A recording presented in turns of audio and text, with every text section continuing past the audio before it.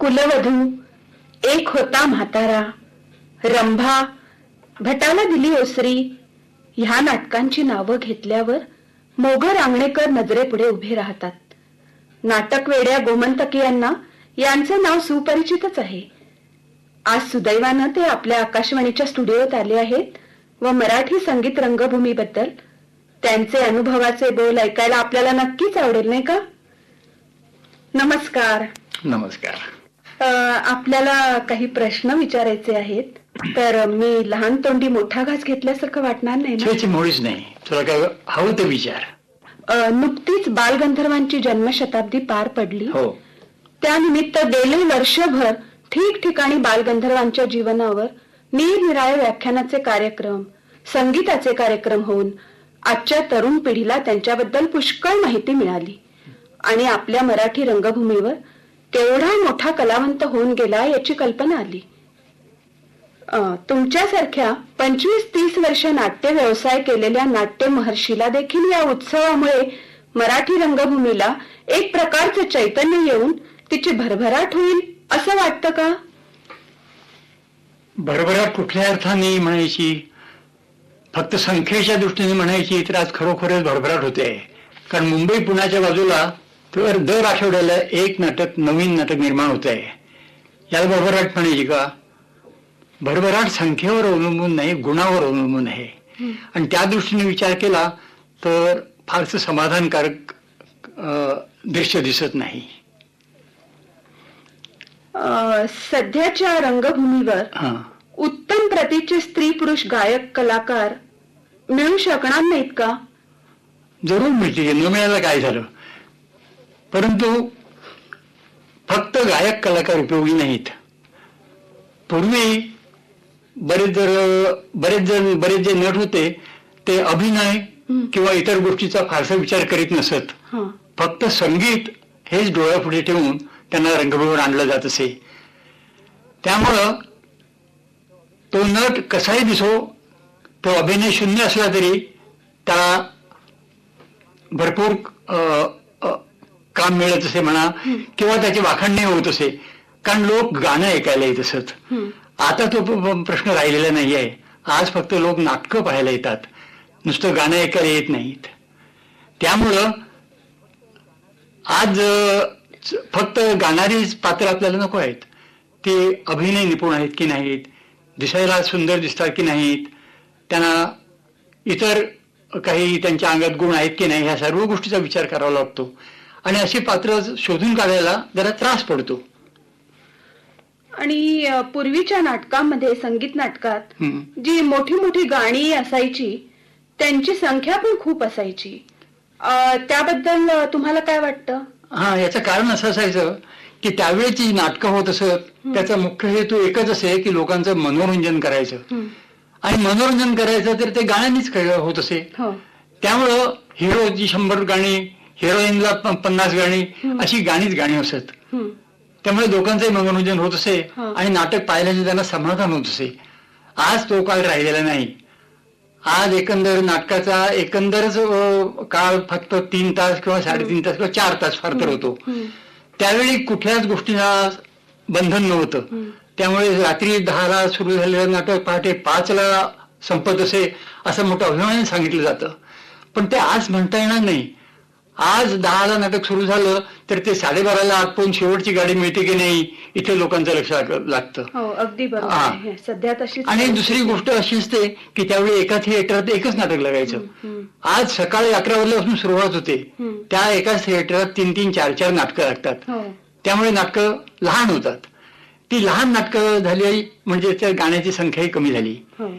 आणि विशेष महत्वाची गोष्ट म्हणजे अशी की आज नाटक इतकं निर्णयात याच्यात आपल्या प्रवाहातून जात आहे की त्याची गाण्याकडे वक्रदृष्टी झाली असं म्हटलं तरी फार बरं होईल. सामाजिक प्रश्न पण असे, सामाजिक प्रश्न असले वेगळे आहेत ते तर तो तर प्रश्न आहेच की सामाजिक असे प्रश्न किंवा सामाजिक समस्या घेऊन नाटकं आजकालची लिहिली जातात. त्यावेळी बहुतेक पौराणिक नाटकं लिहिली जातात आणि त्यामुळे कोण गातंय याचा प्रश्नच नव्हता. हिरो गातो, हिरोईन गाते, व्हिलन गातो किंवा विनोदी पात्र विदूषक असतात तो गातो, सर्वच गातात. आज तो प्रश्न राहिलेला नाही आहे. संगीत नाटक आज लिहिणं हे अतिशय अवघड आहे. जी संगीत नाटकं हल्ली चाललेली आहेत ती सुद्धा जी पौराणिक असतील तीच चांगली चाललेली आहेत. आता तू म्हणशील असं की तुम्ही नाही का कंपनीतली सगळी नाटकं बहुतेक संगीत केली. हो, अवश्य केली. पण त्यात मी सगळ्या गोष्टी सांभाळल्या होत्या की नाटक आपल्याला थिएटर किती वेळ मिळतं, 3 तास. 3 तासात जर मी 10-12 गाणी घातली तर ती जवळजवळ 1 तास 1.5 तास त्याच्यातच जाईल. म्हणजे नाटक माझं किती लहान होईल याचा विचार कर. तेव्हा त्या दृष्टीने विचार केल्यानंतर गाण्याचा म्हणजे त्याला पण नियम आणि बंधनं आलीच आपोआपच. तितका वेळ जास्त घालवणं शक्य नव्हती. बरं, अशी गाणी घालायची तर पूर्वीच्या गाण्यासारखी शास्त्रोक्त गाणी घालणंही सोपं अवघड होतं. म्हणून सामाजिक ह्याच्याप्रमाणे त्यावेळी आता भावगीत आणि गाण्याचा प्रकार निर्माण झाला. पूर्वीसारख्या आता बालगंधर्वांची आपण गाणी ऐकतो किंवा येतो ती पौराणिक नाटकात न शोभतात. ती गाणी काही आज सामाजिक नाटकं शोभत नाहीत. इतकी म्हणजे लोकांना आवडलेली आहेत आपली सामाजिक नाटकं. संगीत पण इतकं लोकप्रिय झालेलं आहे. बरोबर आहे, ते बरोबर. हो, तशा प्रकारची नाटकं किंवा तशा प्रकारचं संगीत असलेली नाटकं आता सध्याच्या ह्याच्यात येऊ शकतील काय? येऊ शकतील, जरूर येऊ शकतील, काय हरकतच नाही मला असं वाटतं.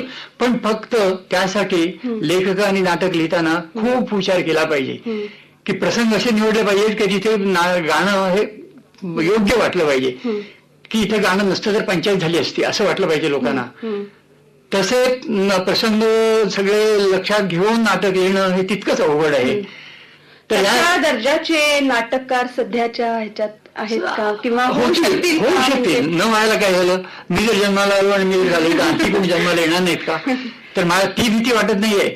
परंतु त्यावेळी आणखी एक गोष्ट अशी होणार आहे की संगीत सुद्धा हे बदलत जाणार आहे. पूर्वीचं संगीत आज राहिलेलं नाहीये. नाही, त्याच्यात खूप बदल झालेला आहे. हे अनेक कारणामुळे बदल वर्षाच्या जर नाट्य 100 वर्ष कशाला, 50 वर्ष 25 वर्ष घेतली तरी 25 वर्षापूर्वी जे गाणी होत असत त्यापेक्षा सुद्धा आता गाणी बदलत चाललेली आहे. शेवटी तुला माहित असेल की तू ज्या नाटकात काम केलंस, लेकरे उदंड झाली, त्यात संगीत काय, संगीत नाही जाई म्हणत हे तुला माहितच आहे. तरी हे गद्य जे आहे ते सुद्धा संगीतात्मक केलेलं आहे. आता ह्याच्या पुढे आता कुठे धाव घ्यायचं संगीताची मला कल्पना नाहीये. पण कोणीतरी एखादा कल्पक मनुष्य काहीतरी शोधून काढील आणि त्यामुळं ते संगीत सुद्धा नवीन प्रकारचं होऊ शकेल. पण नाटकात संगीत आवश्यक आहे आणि ते पाहिजेच, कारण लोक मनोरंजन करून घेण्यासाठी येतात. हे अगदी लक्षात घेतलं एक अविभाज्य भाग आहे नाटकाचा. संगीत याबद्दल प्रश्न पुष्कळ लोक म्हणतात संगीत कशाला नाटकाचं पाहिजे. पण जसं जेवताना आपल्याला मीठ कशाला पाहिजे किंवा चटणी कशाला पाहिजे म्हणण्याचा अर्थ नाही नुसतं भात आणि आमटी घातल्यावर झालं नाही. तसं हे संगीतपणा जो आहे तो आला पाहिजे, त्याच्यात जरूर आला पाहिजे. आपण फक्त संगीत कुठल्या प्रकारचं पाहिजे यात फक्त मतभेद होऊ शकेल आणि तो हळूहळू बदलत जाणार हे निश्चितच, याबद्दल माझी खात्री आहे. आता काय होणार आहे बदल हे मात्र मी आज सांगू शकत नाही. तुम्हाला प्रश्न विचारावा वाटतो की सध्याच्या तरुण पिढीला जे पाश्चात्य संगीताचं जे वेड आहे त्याचा परिणाम हल्लीच्या नाटकांवर होऊ शकतो का आणि त्यामुळे नाट्यसंगीतामध्ये बदल होऊ शकतो का? त्या संगीताचा जर तसा उपयोग केला, जर त्या पद्धतीनं एखाद्या नाटक तसंच लिहिलं कोणी, उदंड झाली या नाटकाचं जे संगीत आहे ते पाश्चात्य संगीतावरूनच घेतलेलं आहे. पाश्चात्य संगीतावरून पद्धत म्हणजे गद्य काव्य नादमय असं म्हणायचं, तालावर म्हणायचं, तशा पद्धतीचं संगीत असावं की पूर्वीचं बालगंधर्वांच्या असं नाही. पूर्वीचा बालगंधर्वांच्या आणि अशी तुलनाच करता येणार नाही. जशी निनाळी प्रगती होत चाललेली आहे ना तशी संगीतातही प्रगतीच झालेली पाहिजे. पुन्हा मागे पिछेहाट होणार नाही आणि ती होऊ नये असं माझं मत आहे. आता हे तुझ्या नाटकातलं ते आपल्या लेकरे उन्नट झाले ते संगीत लोकांना आवडलंच की नाही. संगीत नसताना सुद्धा लोक म्हणाले बाबा छान नाटक आहे, एक नवीन प्रकार म्हणून नवीन प्रकार लावला. तसेच हे नवीन प्रकार आता वारंवार पुढे होत गेले पाहिजेत आणि तसे प्रकार निर्माण करणारे कल्पक असे लेखक निर्माण झाले पाहिजे आणि निर्माते निर्माण झाले पाहिजेत, संगीत दिग्दर्शक निर्माण झाले पाहिजे. म्हणजे ही भरभराट खरी म्हटलं तर तशी होणार आहे ती. पूर्वीची तुलना करण्याचा अर्थ नाही. बालगंधर्व असे इतका वेळ गात होते, अर्धा तास, म्हणून आज अर्धा तास गायला लागले तर 2 गाण्यात नाटक संपेल, नाटकाची वेळ संपेल. आणि सध्याच्या ह्या युगामध्ये लोकांना तितकासा वेळ पण नसतो, म्हणजे लोकांनाही नसतो आणि मग त्या थिएटरला सुद्धा वेळ नसतो. वेळ नसतो. कारण थिएटरच्या मागे आटोपशीर तेवढ्या वेळातच ते नाटक आणि संगीत आणि प्रेक्षकांचं समाधान व्हायला पाहिजे, इतकं व्हायला पाहिजे. त्या दृष्टीनं हे सगळे फरक होत जाणार आहेत. आणि त्या दृष्टीनं जर संगीताची भरभराट झाली तर ह्या बालगंधर्वाच्या शताब्दीनिमित्त जे एवढा मोठा धडपड झाली, जो एवढा उत्सव झाला, त्याचा खरोखरच उपयोग होईल असं मला वाटतं. आणि आपल्याला एक विचारायचंय, आपल्या नाटकात संगीतात जो बदल केलाय आपण, तो रंगभूमीला कितीसा उपकारक झालाय? मी मागे सांगितलं तुला की नाटकं ही लहान आम्हाला का करावी लागली. पूर्वीची नाटकं 6 तास 7 तास चालायची आणि ही नाटकं आम्हाला 3-3.5 तासात करावी लागली. याचं मुख्य कारण म्हणजे त्यावेळी आम्हाला थिएटर मिळत नव्हतं. विशेषतः आमच्या कंपनीबद्दलच मी बोलतोय की त्यावेळी मी रॉयल ऑपेरा हाऊस हे थिएटर घेतलं होतं आणि त्या थिएटरात रोज सिनेमा लागायचा. आम्ही फक्त रविवारी नाटक करत होतो आणि तो त्यांचा सिनेमा रविवारी दुपारी 1 वाजता सुरू व्हायचा. तेव्हा 1 वाजायच्या पूर्वी आम्हाला थिएटर खाली करून द्यावं लागत होतं. म्हणजे 9:30 वाजता आम्ही सुरू केलेला प्रयोग 12:30 वाजता आम्हाला संपूर्ण भाग होतं. अर्थात ह्या 3 तासात आम्हाला नाटक पुरं करायचं म्हणजे आम्हाला कितीतरी गोष्टी सांभाळाव्या लागत होत्या. एक तर हे एकांक प्रवेश आम्ही नाटक लिहित होतो, म्हणजे वारंवार पडदे बदलायला नको, नेपथ्य बदलायला नको, त्याच्यात वेळ वाचवत होता. तसंच ह्या गाण्यात किंवा ह्याच्यात फार वेळ न जाता थोडक्या वेळातच लोकांचं मनोरंजन होईल आणि आमचाही कार्यभाग होईल. या दृष्टीनं आम्ही भावगीत असं म्हणता येणार नाही, पण उपशास्त्रीय असं म्हणता येईल. म्हणजे शास्त्रीय संगीत नव्हे, पण त्याच्यावर आधारावर रचलेलं असं भावगीत गायन, अशी आम्ही गाणी आकर्षक चालू होत्या. आता उदाहरणार्थ आमचं कुलवधू नाटक अतिशय लोकप्रिय झालं. त्या नाटकाला मुख्य कारण म्हणजे मास्टर कृष्णरावने आम्हाला अशा सुंदर चाली दिल्या आणि त्या ज्योत्स्नाबाईंनी इतक्या सुंदर तऱ्हेने लोकांपुढे आणल्या की त्याच्यामुळे आम्हाला ही गाणी 5-5, 6-7 मिनिटं असून सुद्धा लोकांच्यावर विलक्षण परिणाम करून गेली. त्यामुळे आणि खरोखरच त्यामुळे तुमची नाटकं फार लोकप्रिय मला तर जरूर वाटतं. म्हणून या नाटकाचं श्रेय मी माझ्याकडे कधीही घेत नाही. या नाटकाचं श्रेय मी मला एकट्यालाच मीच घेत नाही, गाणाऱ्यांना घेतो, मास्टर कृष्णरावांना देतो आणि लोकांनाही देतो. कारण या लोकांच्या पचनी हे पडलं हे माझं खरंच भाग्य. नाही तर लोक म्हणाले काय संपलं नाटक, काय आम्हाला अजून 3 तासात 5 रुपये आमचे घेतले आणि 3 तासात आम्हाला सोडलं, असं वाटलं असतं. संगीताने त्या नाटकाला फार अतिशय सुंदर रूप आणलं. पण तेवढंच म्हणूनच बरं वाटलं. ते जर मी जास्त आता ती दोघी 6 गाणी आम्ही दिलेली आहेत, ती जर मी 10 गाणी गेली असती तरी ते नाटक बिघडलं असतं असं मला वाटतं. त्याला तुम्ही जी बंधनं घातली आणि त्याच्यामध्येच ते संगीत खुललं, त्यामुळे प्रेक्षकांना फारच ती नाटकं आवडली.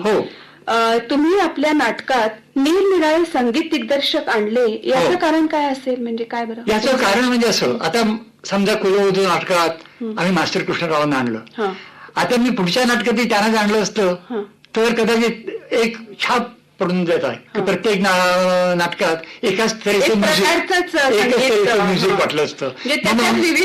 विविधता यावी म्हणून त्या दुसऱ्या ह्याच्यात केशवराव भोळेंना दिलं, तिसऱ्या अंकात श्रीधर पारसेकरांना आम्ही दिलं, चौथ्या ह्याच्यात आपले कोणते भाटकर, स्नेहल भाटकर होते त्यांना दिलं, दुसरे डीपी कोरगावकर म्हणून होते त्यांना दिलं. असे वेगवेगळ्या प्रकारचं संगीत मी दिल्यामुळं सगळी नाटकं आमची अतिशय लोकप्रिय झाली. आज सध्याच्या ह्या युगामध्ये असे कल्पक दिग्दर्शक आमच्या नाट्यक्षेत्रात कोणी आहेत का? आता सध्या तरी मला तुझ्या त्या लेकुरे उद्दंड झाल्यापासून फक्त जितेंद्र अभिषेकी हा एकच माझा संगीतकार दिसतोय.